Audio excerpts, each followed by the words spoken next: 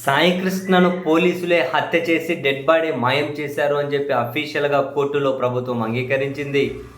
దీని మీద తదుపరి వాళ్ళు ఎలా ముందుకెళ్తారో చూడాలి. And at the same time ఇది మామూలు విషయం కాదు. కింద స్థాయి పోలీస్ నుంచి పై స్థాయి పోలీస్ బాస్ వరకు కూడా అందరి మీద ఆరోపణలు వినిపిస్తూ ఉన్నాయి. కాబట్టి సాయికృష్ణ కేసుని ఈ పోలీసులే విచారణ చేస్తే ఖచ్చితంగా న్యాయం జరగదు.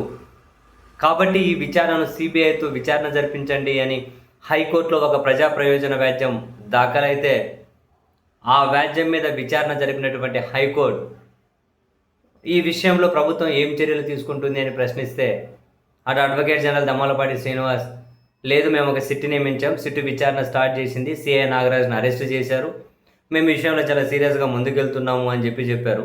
అటువైపు పొనవోలు సుధాకర్ రెడ్డి వాదనలు వినిపించుకుంటూ అసలు పోలీసులే కొట్టి చంపారు, నిందితులను పోలీసులే కాపాడుతూ ఉన్నారు, ఇదంతా కనుక కుమ్మక్క అయిపోతారు, ఖచ్చితంగా న్యాయం జరగదు, కాబట్టి సిబిఐతో విచారణ జరిపించండి అని చెప్పి అటు పొన్నవోలు సుధాకర్ రెడ్డి గారు కూడా తన వాదనలు తను వినిపించారు.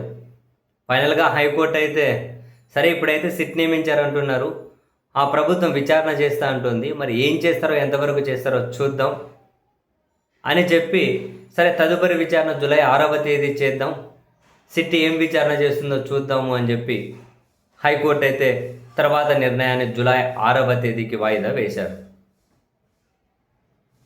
అదే సమయంలో ఈ నెల 29న సాయికృష్ణ వాళ్ళ తల్లి గారు వేసినటువంటి హెబియస్ కార్పస్ పిటిషన్ ఏదైతే ఉందో ఆ పిటిషన్ మీద విచారణ ఉంది కదా, సాయికృష్ణను హాజరుపరచమని. ఇప్పటికే సిట్ హైకోర్టు తప్పుదారి పట్టించారు అని. మరి ఆ రోజు ఏం చేస్తారు? న్యాయవాదులు వెళ్ళి క్షమాపణలు చెప్తారా? మేము వెతుకుతున్నాం, ఎక్కడున్నాడో తెలియదు అని చెప్పారు కదా.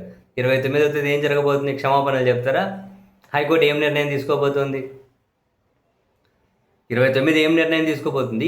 ఏం విచారణ జరగబోతోంది అంటే ఇటు సిబిఐ విచారణ మీద ఏం నిర్ణయం తీసుకోబోతూ ఉన్నారు? సో మోస్ట్ ప్రాబబ్లీ ఈ 10 రోజులు, ఈ 2 వారాల్లో చాలా కీలక పరిణామాలు జరిగేటట్లయితే కనిపిస్తూ ఉన్నాయి. ఆలోపు ఇంకెన్ని సాక్ష్యాలు మాయమైపోతాయో, ఇంకెంతమందితో సెటిల్మెంట్ అయిపోతుందో, ఇంకెంతమంది రాజీకి వస్తారో. ఇది పోలీసులో లేకుంటే ఇంకెవరో కుటుంబ సభ్యులు వీళ్ళు రాజీ పడే కేసు కాదు, ఇది సమాజం మీద దాడి.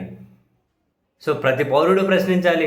న్యాయస్థానాలు ఎవరో రాజీ పడితే ఊరుకోకూడదు.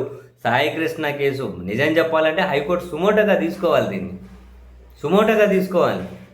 పోలీసుల మీద ఆరోపణలు వస్తున్నాడు, మళ్ళీ పోలీసులు విచారణ ఏం చేస్తారో ఏం చూస్తారు. జనరల్గా ఏ మాటకు ఆ మాట కానీ ఇన్ని రోజులైంది, ఏమైంది? సిఐ నాగరాజును ఒకరిని అరెస్ట్ చేశారు, ఆయన ఒకడేనా ఇదంతా చేసింది?